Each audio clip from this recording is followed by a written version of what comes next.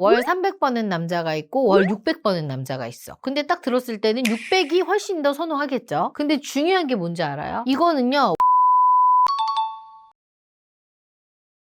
대표님, 남자 월급 300이면 결혼하기 힘들어요? 아니요. 결혼을 왜 못해 300이면. 근데 커뮤니티 찾아봤는데 남자 월급 300이면 솔직히 결혼은 생각 안 든다 이런 글이 엄청 많더라고요. 그게 착각이야. 그것도 굉장히 비싼 착각이에요. 비싼 착각이요? 그게 무슨 소리예요? 실제로 남자가 한 월 300 번다고 해봐요. 근데 다른 조건도 안 보고 그 자리에서 그냥 걸러버리는 여자가 있어요. 근데 그 여자들 지금 어떻게 된 줄 아세요? 40대가 됐는데 아직도 결혼을 못하는 경우가 많습니다. 그리고 더 소름 돋는 건 그때 걸려낸 월 300만 원의 이 남자들 지금 다 결혼했어요. 그래서 오늘은 월 300만 원 버는 남자를 걸러내는 여자들의 결정적 착각이 뭔지 한번 파헤쳐 볼게요. 첫 번째, 필터링의 함정. 피디님, 여자들이 월 300 버는 남자를 걸러내는 순간 선택지에서 얼마나 많은 남자가 사라지는지 알아요? 절반 정도 아니에요? 그 이상입니다. 우리나라 직장인 남성의 월급이 얼마인 줄 알아? 300 안팎이야. 즉 월 300만 원 버는 남자를 걸러내는 순간에 결혼 가능한 절반의 남자를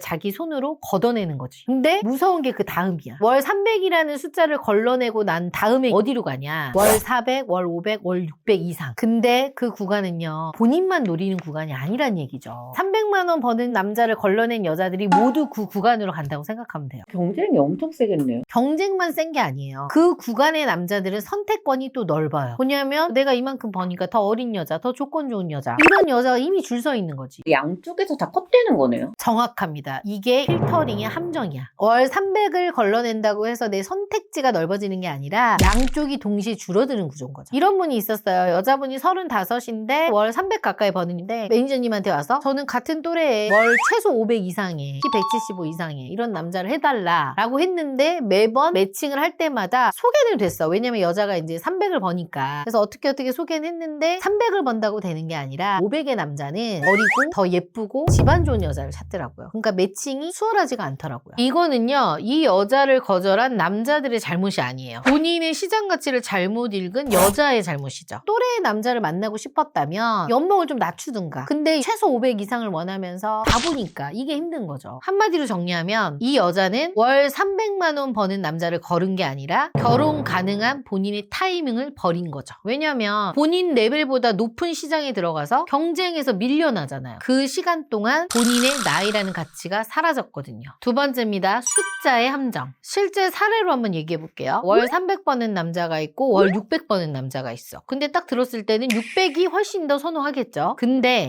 실수령액의 구조를 봐야 돼요. 자세히 한번 들여다볼게요. 월 300 남자. 이분은 부모님 노후되어 있어요. 그리고 결혼 시에 부모님이 2억을 지원해 주신다고 했고 부모님들도 연금 받아서 쓰시기 때문에 전혀 집안에다가 드릴 게 없어. 사실상 초기 자산과 안정성이 확보된 상태죠. 이번에 월 600 버는 남자예요. 이분은 부모 노후가 전혀 되어 있지 않아. 월 100만 원을 부모님한테 지원해 줘야 돼. 그리고 이 남자가 대출이라든가 이런 게 좀 있나 봐. 대출금이 한 월 100만 원 정도 나가요. 그럼 이분은 실질적인 소득이 한 400 정도 된다는 거죠. 그래도 400이 더 높은 거 아니에요? 훨씬 더 금액이 우위에 있는 건 맞죠. 근데 중요한 게 뭔지 알아요? 이거는요, 월 300 대 400. 그러니까 이 100만 원 차이의 싸움이 아니야. 2억 대 아무것도 없음. 이게 중요한 포인트인 거죠. 시작을 어떻게 하느냐. 왜냐면 결혼은요, 초기 자산 게임이야. 집이 시작하는 부부와 집이 없이 시작하는 부부 똑같이 돈을 모은다고 했을 때 완전히 이거 극과 극이거든요. 집과 전세의 기반이 있어. 여기서 솔직히 2억 차이는 게임이 끝인 거죠. 이걸 알아두셔야 될 게 월급은 변할 수 있어요. 근데 자산은 사실 내가 말아먹지 않는 한 초반에 결정이 되죠. 그리고 한 가지 더 중요한 거, 리스크를 봐야 돼요. 사실 이 월 300인 분은 리스크가 없죠. 월 300인 거 진짜 그거 빼고는. 근데 월 300이 작은 것도 아니잖아 사실. 한마디로 안정형이고 리스크가 매우 낮은 거죠. 근데 반면에 월 600, 이분은 부모 부양 리스크가 있잖아. 그리고 대출금을 갚는다고 하더라도 대출 리스크가 있어요. 두 사람의 차이는 뭐냐면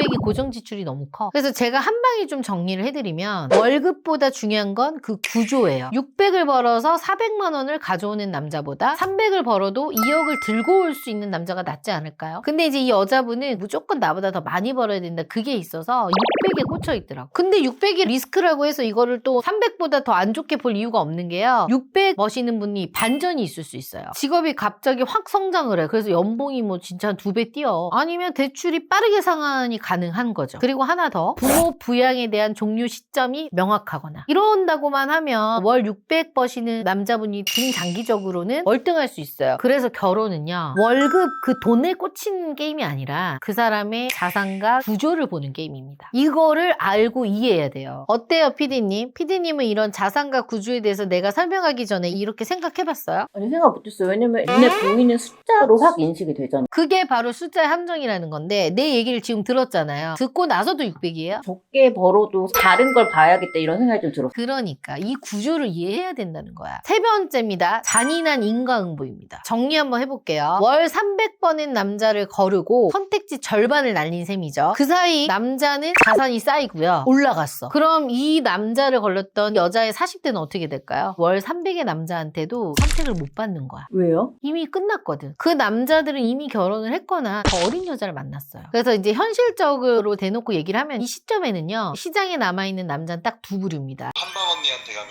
결혼할 수 있나요? 물론이죠. 1대1로 꼼꼼하게 관리해주고 철저하게 객관화를 할 수 있는 피드백을 주고 매니저가 딱 달라붙어서 어떻게 해야 할지 컨설팅해주는 전문가를 찾아오세요. 한방 언니가 함께 고민하고 도와드리겠습니다. 이미 다녀온 남자 아니면 계속 남아있던 남자. 선택지가 거의 없는 거 아니에요? 거의 없는 게 아니라 조건 맞추기가 불가능한 거죠. 그래서 실제로 매니저님들이 상담한 거 보면은 44살에 연봉 4천 되시는 분이었는데 모아놓는 것도 많이 없으셨어요. 어떤 남자 만날 수 있냐라고 얘기를 했는데 이분이 원하는 건 대기업의 또래 뭐 이런 남자죠. 근데 저희가 소개해드릴 수 있는 거는 재혼으로 봐서 나이 차이 위로 확 올려라 10살 넘게. 근데 이건 안 된대. 또래만 원한대. 그러면 이제 또래에 재혼인데 아이가 없어. 연봉은 7천 8천 정도 돼. 얘기를 했더니 재혼을 내가 어떻게 보냐. 이렇게 되는 거죠. 이런 분 같은 경우는 초혼을 아예 못 만나는 거예요. 만약에 본인이 모은 돈이 좀 있거나 외모 관리가 너무 잘 돼서 막 진짜 너무 예뻐요. 그러면 저희가 어떻게 밀어볼 수 있겠지만 아무래도 남자분들도 선호하진 않죠. 근데 여기서 더 비극적인 게 뭔 줄 알아요? 이분한테 이렇게 이제 물어봤어요. 그럼 지금 어떤 남자 만나고 싶냐 대체? 그러니까 뭐냐면 나이는 2-3살 차이에 연봉 8천 이상은 최소 됐으면 좋겠다. 집도 있으면 좋겠고. 한마디로 44살의 여자가 또래 남자의 연봉 8천 이상의 초혼을 원하는 거예요. 우리 피디님 같으면 어때? 그 정도 되면은